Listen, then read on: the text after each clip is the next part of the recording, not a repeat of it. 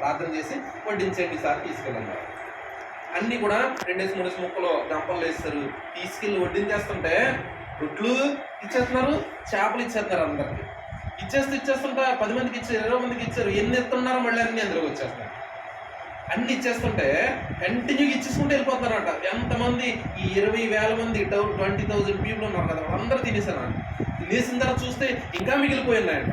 ఎన్ని చేపలు అయ్యేంతకని 5 రొట్టెలు 2 చేపలు ఉన్నాయి, 2 చిన్న చేపలు. ఇచ్చేస్తుంటే ఇంకా మిగిలిపోయాట. 12 గంపలు ఉండిపోయాట. చక్కగా ఇవన్నీ ఉండిపోతే అందరూ ఆశ్చర్యపోయారట. ఆశ్చర్యపోయి దేవుణ్ణి స్తుతిస్తున్నారు, ఆరాధిస్తున్నారు. ఇవన్నీ చేస్తుంటే వీళ్ళందరూ కూడా ఇంకా అక్కడి నుంచి కూడా యేసయ్యని విడిచిపెట్టకుండా ఈ యేసయ్య ఎక్కడ ప్రార్థనలు పెడితే అక్కడ ప్రార్థనలకు వెళ్ళడం మొదలెట్టారట. ఇప్పుడు వాక్యం దగ్గరికి వస్తారు. అంటున్నాడు యేసయ్య, ప్రార్థన చాలా మంది వచ్చేస్తుంటే యేసు అంటున్నారంట 6